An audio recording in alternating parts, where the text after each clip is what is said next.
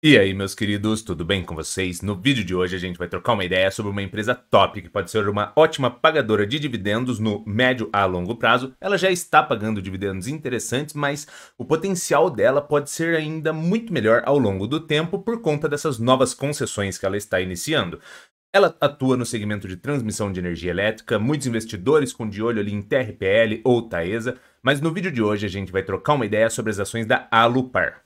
A gente vai passar um pouco sobre o que a empresa faz, a gente vai dar uma olhada nos dividendos que ela veio pagando ao longo do tempo para a gente calcular ali um preço justo com base nos pagamentos de dividendos que ela efetuou. A gente vai olhar também para as lucratividades que a empresa apresentou para a gente conseguir visualizar qual que seria o tempo de retorno de investimento da empresa com base nos lucros que ela está gerando e a capacidade de pagamento de dividendos dela com base nessas lucratividades. Mas é claro que nada do que for dito aqui vai ser uma recomendação de investimentos, mas se você já curtiu a ideia do vídeo, se você já curte o canal, já senta aquele dedo no like aí, se inscreve aí se você não tiver inscrito, dá essa força aí pro canal crescer. Então, quando a gente vem aqui no site da Alupar, a Alupar é uma holding de controle nacional privado que nasceu em 2007, com atuação no setor de energia, mais especificamente no segmento de transmissão e geração. A parte da transmissão, para você que não sabe, ela é uma parte que traz uma margem de lucratividade maior, então é bem atrativo quando uma empresa do setor de energia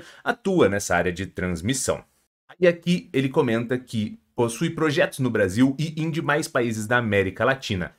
São a maior companhia 100% privada e uma das maiores no segmento de transmissão de energia elétrica no Brasil em termos de RAP. RAP é Receita Anual Permitida, porque quando você efetua um contrato ali de concessão, que você ganha o leilão, você já tem ali padrões ali de receitas anuais. Aí um pouco mais abaixo a gente consegue visualizar que a Alupar possui 33 concessões de transmissão. Os prazos dessas concessões muitas vezes chegam a 30 anos de concessão, são localizados no Brasil e Peru e com concessões vitalícias na Colômbia e no Chile. Ou seja, a concessão vitalícia não tem esse prazo de tempo de 30 anos, é meio que indeterminado.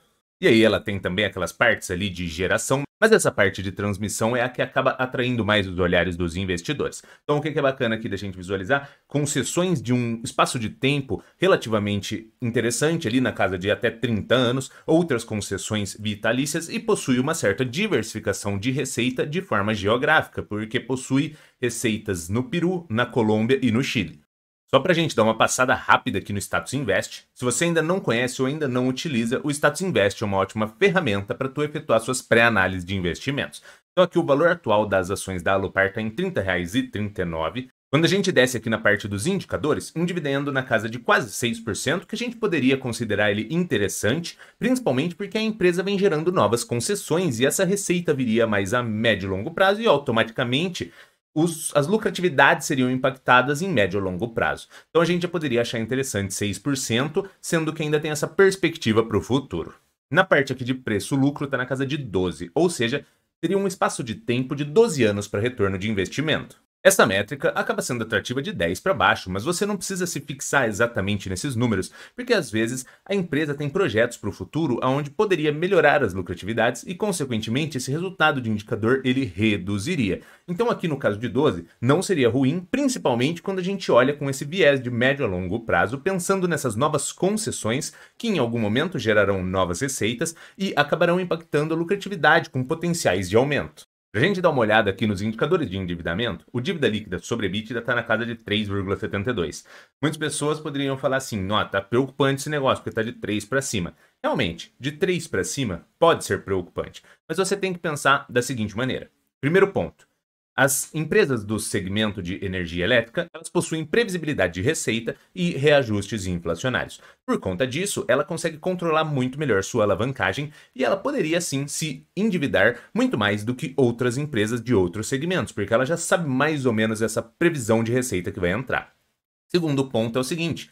A partir do momento que ela efetua esses leilões e ganha essas concessões, ela precisa fazer um direcionamento de capital muito grande no início, instalar toda essa parte de transmissão, e aí sim isso começa a gerar receita daqui para frente. Então vem um grande capital sendo investido, isso também aumenta muito e precisa de um endividamento relativamente mais alto para você poder estruturar essa operação. E aí, assim, ao longo do tempo, você vai fazendo só ali manutenções nessa rede e vai usufruindo dessa receita que vai entrar ao longo do tempo. Então, esse indicador aqui, estando em 3,72, não necessariamente é ruim, pode ser apenas que ele está por um espaço de tempo elevado, aí conforme essas receitas venham entrando, isso daqui vai sendo reduzido ao longo do tempo. Para você que não entende, esse daqui significa o seguinte, que com base na dívida que a Alupar possui, ela precisaria de quase 4 anos de EBITDA, ou seja, quase 4 anos de uma estimativa de geração de caixa operacional, que é isso que o EBITDA significa. Então, até o momento, a gente poderia dizer o seguinte, eu acho interessante essa diversificação geográfica que ela tem, o segmento de atuação que ela tem grande participação nessa parte de transmissão. Com base no status invest, a gente viu que tem um dividendo relativamente considerável ali de 6%, um retorno de investimento ali na casa de 12%, não é 10% para baixo, mas assim, a gente tem possibilidades de, conforme essas receitas aumentem o faturamento, a lucratividade seja aumentada e, consequentemente, tanto o dividendo quanto o PL ali, que seria esse indicador de retorno de investimento, ele também seria potencializado. Então, até o momento, isso daqui são resultados positivos. Na parte de endividamento, a gente viu que é um endividamento que precisaria de uma certa atenção, porém, por conta desse segmento de previsibilidade de receita e ajustes inflacionários, ela consegue saber quais serão as entradas ao longo do tempo e ela poderia sim se endividar cada vez mais, com o propósito de cumprir essas estruturas novas de concessões aí que vão gerar receitas no futuro e ela vai amortizando esses empréstimos ao longo do tempo. Aí agora, só para a gente vir na parte do preço justo e capacidade de pagamento de dividendos, eu coloquei algumas informações aqui na minha planilha para a gente ver como que fica. Então aqui, as ações Alup 11 no valor atual de R$ 30,39, eu coloquei aqui um dividendo esperado de 6%, porque a gente vai fazer um preço justo com base em pagamento de dividendos. Aqui poderia ser 6, 8, 10, não existiria um número correto, e sim o que você espera receber em dividendos com base nos seus investimentos. Coloquei aqui 6%. Aí aqui os dividendos pagos por ano de 2019 a 2023. Para quê? Para a gente ver como que é essa oscilação, ou se eles são mais recorrentes, e para a gente fazer uma média aqui embaixo. Então, o dividendo médio, com base nessa relação, ficou em R$1. E o dividendo dos últimos 12 meses aqui ficou em R$1,80, que seria esse dividendo de 2023. O preço justo, com base no dividendo médio e seguindo por esse 6% de dividendo esperado, ficaria em R$16,70, ou seja, sinalizando que a ação poderia estar cara. O preço justo, com base no último resultado, deu um preço justo de R$30, ou seja, praticamente o preço que a ação está sendo trabalhada. Eu acredito que, como ela está tendo essas novas concessões, ela já trouxe esse aumento de receita ao longo do tempo, a gente poderia se guiar muito mais por esses últimos resultados, porque eles tenderiam a ser iguais ou até mesmo maiores. Então aqui, tecnicamente, o valor da empresa que ela está sendo trabalhado hoje seria ali um preço justo com base nos resultados atuais, porém tem essa perspectiva de melhora ao longo do tempo conforme ela for gerando receita dessas novas concessões. Aí aqui ao lado o valor de mercado de 9.261 milhões, as lucratividades por ano aqui de 2018 a 2022, mesmo esquema para a gente ver a recorrência e para a gente fazer a média aqui embaixo. O lucro médio dos últimos 5 anos ficou em 850 milhões e a lucratividade dos últimos 12 meses em 918 milhões. Aí o indicador de tempo de retorno de investimento, que a gente já viu ali no status invest que estava na casa de 12, aqui, com base nos lucros médios, ficaria em 10,9, ou seja, quase 11. E o preço-lucro, com base nesse último resultado aqui de 2022, ficou na casa de 10.